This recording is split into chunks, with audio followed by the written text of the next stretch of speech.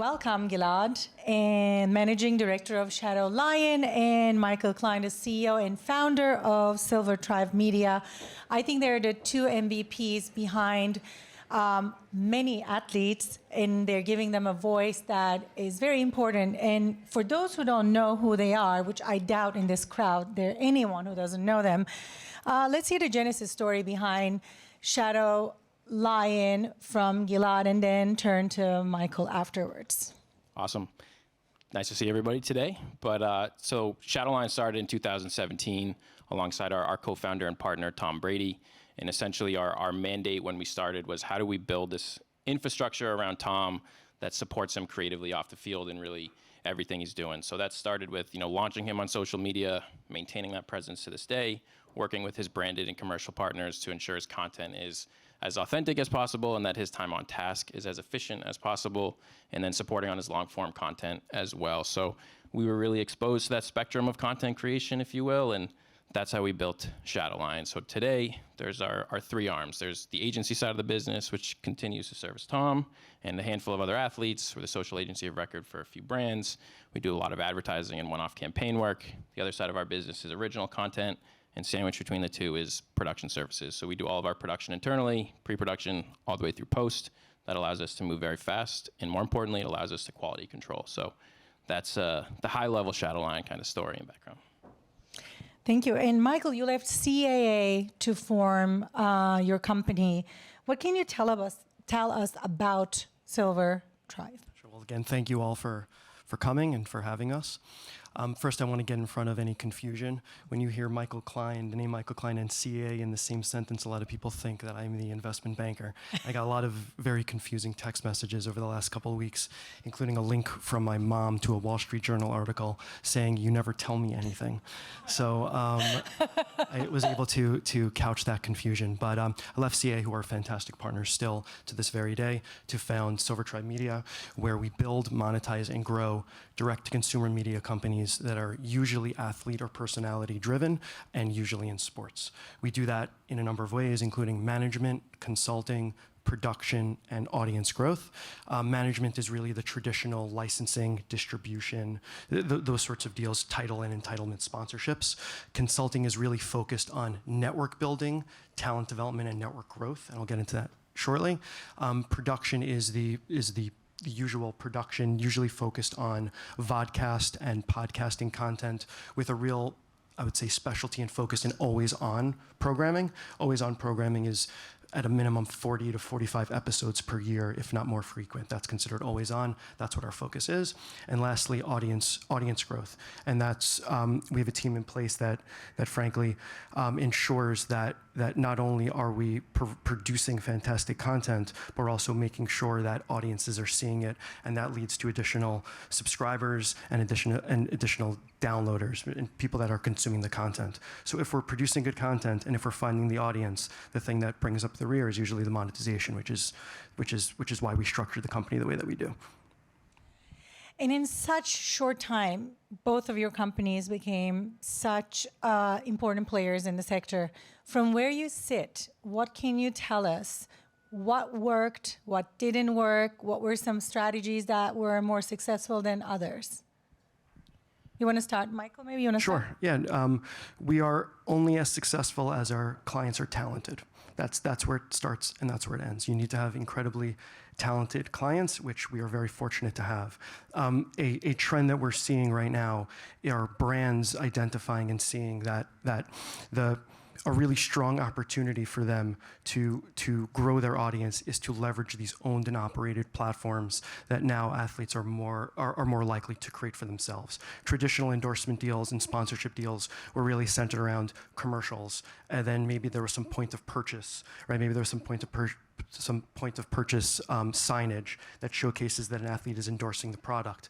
But now, because more and more athletes are creating this always-on content, they have a lot more touch points to their audience, which ultimately benefits the brands. A category that does this incredibly well, and I believe you asked Erica and Adam about this earlier, are the sports gambling partners, which we are very fortunate to have fantastic relationships with, people at Prize Picks and DraftKings and FanDuel and MGM.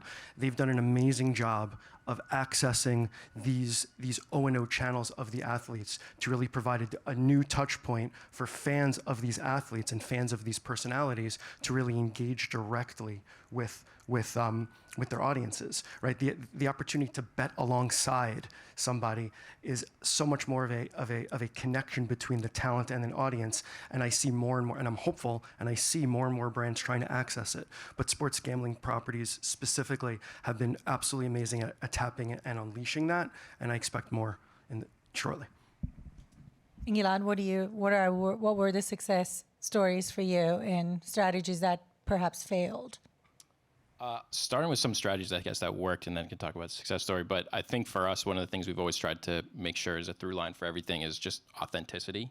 So I think that's something that's been really important, is that whether we're creating content or telling any story, especially if it's around an athlete or talent, that it's just very real and authentic to them. And then the other thing I think from a creative standpoint is swimming downstream. So, I think sometimes, people are trying to put a circle into a square or find ways to be super creative, and maybe that doesn't resonate with everyone. But I think for us, we're always looking at what's happening topically that we can, leverage, or something that's relevant to pop culture that, people will immediately resonate with. And I think an example of that is probably, we did this Hertz campaign with Tom, and, if you guys have YouTube TV, it's probably been everywhere. You might be sick of that jingle by now, but, that's an example where, it performs so well to in particular when you have Tom, jumping on the couch a la Tom Cruise from his, morning show days, or when you have him doing the, you get a car, you get a car, you get a car, right? Like some of these things that are just super instantly recognizable to people,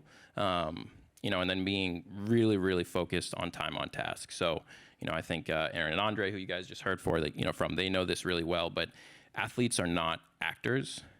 And I think a lot of the times, there's a sense of trying to treat them as they are and put them in scenarios where they are. And I think we always try to meet them where they are, and then for the brand, create so many, as Michael said, just touch points for consumers. So again, staying on that Hertz campaign, when we had 4 hours to shoot with Tom, we end up leaving that shoot with 40 plus assets that range from assets that are unique to Tom's social media, assets that are unique to Hertz's social media, assets that are meant for paid marketing versus organic marketing, influencers who are on set that will then share that content to their audience. So just creating all of these different touch points for consumers to engage with the content is something that we're trying to be really focused on, but then also making sure it is authentic to the talent we're working with, and that it's an efficient process and an enjoyable experience to create it.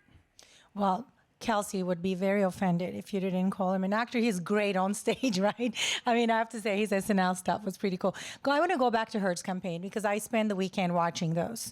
I'm not a big TV watcher. I guess we're all streaming these days, so I don't see any commercials. What was very interesting to me, and I want you to go back and maybe tell us a little bit about that, there was a part where we basically jumped from, this, car thing, rental, to him not giving up on sport, coming back from retirement. Can you tell us a little bit? I think I'm curious to find out how that worked out. Was it like an announcement already was out and you guys wanted to incorporate that into the campaign because you knew it will be very authentic to your star? I think, again, just like coming back to the swimming downstream idea, we were in the process of planning that whole campaign. We knew that it was likely on the table for Tom to retire, but that wasn't something that was public, so it wasn't something we could be sharing with partners and, doing creative around. And then ultimately, I think a couple of weeks before the shoot, Tom announced the retirement, and we in the background had been internally working on some creative ideas in the event that might happen. And pretty quickly we pivoted the campaign to focus on some of that. Again, swimming downstream, right? We knew that was going to be in the news cycle. We knew that was going to be something that was notable. So then we kind of, took a page out of, familiar with that like Wolf of Wall Street scene where he's like, I'm not leaving, right? So we take something like that, and that was actually, I think Tom had announced the retirement. I think that was when Tom announced he was coming back. So I think we had kind of, again, planned for those scenarios so that it would benefit the brand, it would be beneficial for Tom, and it would be content, again, that is just more relevant and topical, as opposed to just going with a campaign that we had ideated on and not pivoting when, something notable happened. And I think I have a follow-up question. How has Shadow Lion grown since then? Because obviously you just mentioned he's not your only athlete that you represent. You've grown beyond his shadow. What was that process like? How was that process for you? Looking the right athletes, I guess, to represent must be a decision that maybe even he was part of. I don't know. Yeah. What can you tell us? So Tom is probably about 25% of our business now, which has obviously changed a lot over the last couple of years. At the beginning, he was 100% of the business. So that's been a coordinated and intentional effort on our part. I think we learned pretty quickly that what we were doing for him translated to other talent, but certainly translated to other brands. And again, gaining that exposure to the spectrum of content, right? Social, branded, and original, just as creatives and content creators, wanting to scratch those itches, if you will, and be able to work on other content. And we have a really amazing team of people who don't come from the Tom Brady world, right? Who also want to be working on other creative pursuits. And so I think for us, as we're growing now, a big focus for us in 2024 is the original side of our business. So, we've built a great agency. We have really great brand clients, really great athlete talent clients. And, we're really excited about some of the opportunities we have in the original space, in the unscripted space, doing some documentary projects, docuseries projects, launching a couple podcasts that are talent-led in Q1 that we might be working with Michael's team on. So, we're really excited about the growth there and continuing to grow the agency side as well. And before we talk about how you guys are gonna team up in some projects next year, Michael, why athletes come to you? Like, what makes your approach or strategy or your team that you built sets you apart from your competitors? Thank you. Fantastic question. Talking about ourselves is our favorite thing to do. I think we're very fortunate when talent choose to work with us. We really are. We don't take that for granted, right? We say that all the time. We're very thankful that we have the opportunity to do it. But I think the reason why we've been successful in only 2 years of business is because we are singularly focused on digital media and singularly focused on building their brands and their media companies. That's what we do. And because we're singularly focused on that, we have access and really, really good information flow and deal flow at all of the people that want to invest in digital media. So obviously I mentioned the sports gambling companies, and like I said, we've got fantastic A+ relationships across the spectrum of those. The audio distribution companies like iHeart and Spotify and Sirius and Westwood, we talk to these folks on an almost daily basis. The video distribution tools like YouTube and Roku and Bleacher and Max, we talk to these folks all the time about how to best utilize and how to best grow our clients' businesses using all of those distribution endpoints and all of those brands. So we've been, like I said, we've been very fortunate that in a very short amount of time to really, really work with a lot of fantastic talent, incredibly talented clients, and that's why we're really excited about potentially working with Shadowline, and Tom is the GOAT. Do you want to start talking about those projects maybe now, or is there anything you guys want to share about how you're going to collaborate maybe with some of the projects? Can't really talk about what the projects are quite yet, Sure. but I think for us, like everything we look at is talent driven. That doesn't necessarily mean the talent's in front of the camera. In a lot of instances, it's also working with talent behind the camera. I think how we talk about potentially working together, and maybe a good example is, we don't have a fully back-end built, sales team and distribution team and all of that kind of stuff. We focus a lot more on the creative, on the production, content development. And so the idea of, partnering with Michael's group and Silver Tribe and having another team that we can work with, while we focus on ensuring the content is great, while we continue to scale those accounts and the other accounts we have is super appealing. So that's what we've been talking about. And maybe that's also representative of kind of like a Shadowline and Silver Tribe and what we're both, tasked with or focusing on particularly. You keep saying talent. So what is more important in your business? Is it talent? Is it the, content, the format, or the monetization? Michael? So for us, it starts and it ends with talent. We're only as good as our talent. And when I say talent, I obviously mean the on-camera, forward-facing talent that people consume and watch. Colin Cowherd says this all the time. For talent to be successful, they need to be interesting. They don't always have to be right? If you have this know-it-all friend that's always right, it's boring. You don't want to talk to him or her. You want to move on. But if there's a dude sitting at a bar with scars and a weird costume on, that's interesting. I want to talk to that guy. So talent is primary. But there's another kind of talent that's also, I think, don't want to say as important, but almost as important, and that's the producer talent behind the scenes. And they can be helpful for talent on the air, frankly, in two different ways. One, of course, preparing the talent, making sure that they're getting the best out of the talent. But then there's a nuance where you need to be able to identify the clips that in an hour-long podcast, you need producers and talent that understand the internet and understand what's going to resonate on the internet. I'll give two examples of that. On a show, I think it was last week, a caller called into Stephen A's show and said, "Is Lightning McQueen the GOAT?" And it was an unbelievable question, an even better answer. And that content truly went viral. And what happened was a producer was listening to the show and said, you know what, this is something that I think the audience will, and it's outside of sports, right? It's outside of Stephen A's, I would say, I don't say his purview because everything is within his purview, but it's unbelievable that one clip has generated millions and millions of views talking about Lightning McQueen being the GOAT. Another example is I think it was also last week where Shannon Sharp was talking to Chad Ochocinco, and he revealed that he brushes his teeth 8 times a day. Whoa. Right? 8 times a day he brushes his teeth. And now I'm sure they're talking to Crest and Oral-B and trying to shift that into brand. But you need a producer that has the insight to say that's a clip, and then put the oomph behind it to ensure virality as much as possible. And I can add just another example to that.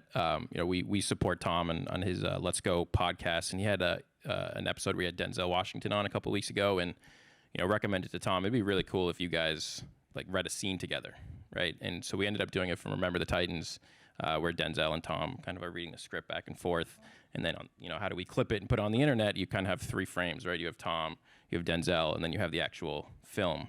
And that video ended up going viral. It was on Good Morning America. It was, across, everywhere. So again, I think it does kind of come back to, obviously the talent you have in front of the camera is super important. But I also do think that, the talent you have behind the camera, who's, helping the talent in front, and then also making sure that, they're bringing good ideas, again, kind of just swimming downstream, right? I think that's really what we talk a lot about.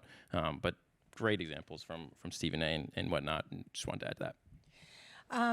What kind of advice do you give to the athletes you're working with? Obviously, probably around the same lines of swimming downstream, like you just said it. But what other things that you suggest they do, especially when they're still relevant within their, when they're still relevant today, and you want them to stay that relevant for a few more years in that very quickly changing, media landscape? Yeah, I mean, I think they want to have to stay relevant, I think, first and foremost. So, there are some talent we work with where, they might not want to be doing this forever, and they recognize that this is a moment to capitalize.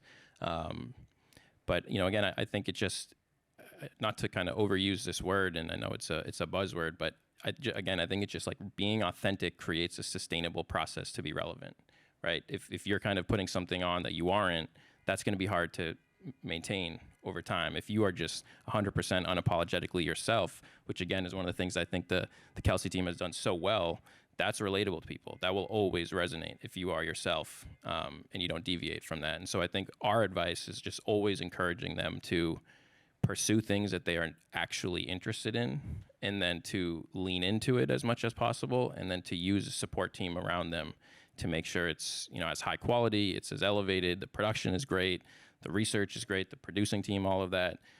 But I think it starts and ends with, they want to have to do it. They want to have to lean into this thing. No one else is going to make them, feel that way.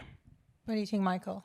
I agree with all of that, and I would just add relationships. That's what we're constantly beating our talent over the head with and our clients over the head with. Take a sponsorship or a marketing campaign. Nothing ever goes perfectly. Right? Nothing ever does. There's always some issue. A logo is not placed properly. The ad read is supposed to be at the beginning of the episode, and it's in the middle of the episode. The hyperlink in the description isn't working properly. And so long as there's a constant dialogue between the brands or the agencies that are representing those brands, and a real respect and a real problem-solving mentality, then the brands are going to want to reinvest. And this is the other thing that we say all the time. It is not about the first deal. It's not about the second deal. It's about the third and the fourth. That's what we're always gearing towards and always pushing for. And the way to ensure that is to over-deliver, obviously. You want to always over-deliver for your brands and for your partners. And secondarily, when shit hits the fan, excuse me, they want you need to be able to pick up the phone and work through it in a problem-solving mentality and a solution-oriented mentality. So it's really all about relationships. I know we're running out of time, and I have few. Maybe I can squeeze another question.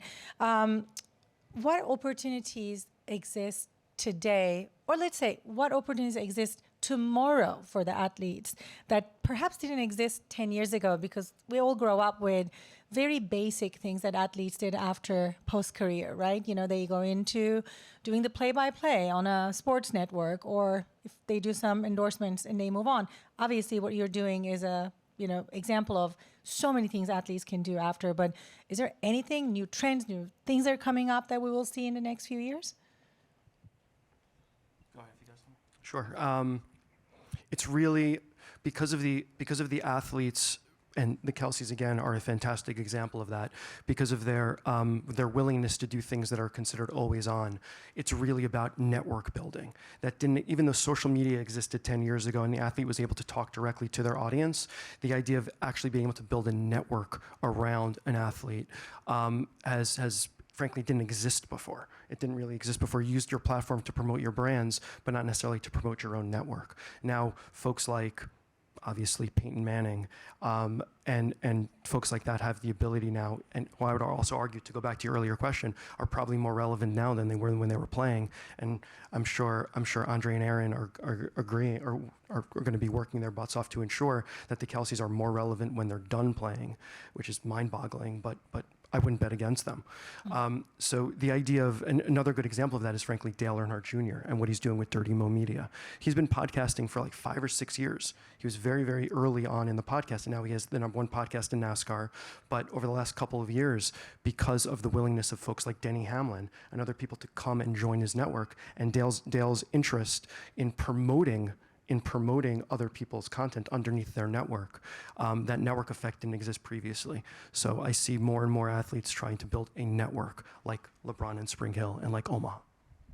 And I would just add, like, then leveraging that network to sell product, right? I think like creating that kind of like vertical integration where you have your media company, you have your marketing side, you own your own apparel brand or health and wellness brand, right? Things like that. And then kind of creating a whole ecosystem that isn't reliant on anyone else, right? You kind of own that, and you can, from A to Z, you can create the product, you can launch the product, you can sell and market the product. And I think that's a trend that we've obviously seen, but I think that will continue to go that way as athletes and talent in general realize that there's that opportunity, that they can really own that. And then brands fit into their strategy as opposed to the opposite. I ask you this inside in the green room. Who do you think is the most influential person in sports today? Who wants to go first? No. I'm going to give the ultimate cop-out answer by saying talent. Any talent or the most influential people, because as wonderful as networks have been, there's a democratization of distribution. So anybody that actually has a voice, anybody that's authentic, are going to be a lot more influential in the future. So again, I know that's the cop-out answer, especially at the influencer conference, but it's anybody with influence, more so than a specific network executive or a specific league commissioner or things like that. I don't know that I think like he is the most, but I think a good example of this is someone like a Pat McAfee. And I think, didn't have a prolific on-field career per se, but he's parlayed his personality into, he's on college, he's on NFL, he's got his own show, right? He now owns ESPN and ESPN2 for almost like a 4-hour block every single morning. So I think he's more indicative of, again, where the trend is going. Even seeing companies like Disney making huge moves across their personnel at ESPN to make room for someone like that who's just was, popping on the internet and now is being put on mainstream, broadcast channels. Like, I think we'll continue to see that trend. So as far as, it's kind of like, again, doubling down on what Michael said, it's talent, right? It's people like Pat, Peyton and Eli, what they're doing on Manicast, right? Things like that. And just continuing to find really creative ways to, put them in an environment to succeed. And then they're really smart as far as attaching it to, their enterprise to create that enterprise value, right? So with Omaha and what Pat's doing. So, I think they've really kind of unlocked that secret to leveraging their personality and their platform to build, real enterprise value for themselves and their families. That's very cool. like Eben said, what do you think the trends for 2024 will be for influence in sports? Some trends that we will be seeing next year. I can't believe it's already end of the year, by the way. It's just so crazy. I know we're running out of time, so I'll go quickly. I really think it's going to be brands investing more with influencers or in digital media space and trying to figure out creative ways to integrate a la the gambling companies and what they've done to date. I see that continuing because I'm hopeful that there will be a real return on that investment, something that they can actually point to. Again, promoting and advertising on networks and those sorts of things are great, and there's a place for audience and for scaled audience, but we're betting on influence, on selling influence in addition to selling audience. Really want to focus on that. Anything to add? I just think again, like it's going to see more of talent taking control of their narrative, and then again, like they are going to dictate how brands work with them versus in the past brands have really dictated how they work with talent. So I think we're going to continue to see that flip, and then I think we're going to continue to see talent realize, why are we taking brand money when we can create our own brand in this space and own the entire entity, right? So I think we'll continue to see that trend. I think there are some really great pioneers in the space who are making that clear to a bunch of other talent that they should be following suit.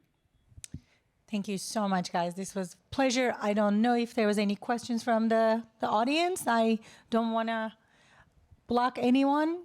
I guess we don't. So thank you. Thank you, Have guys. a Thank good you. lunch. Thank you.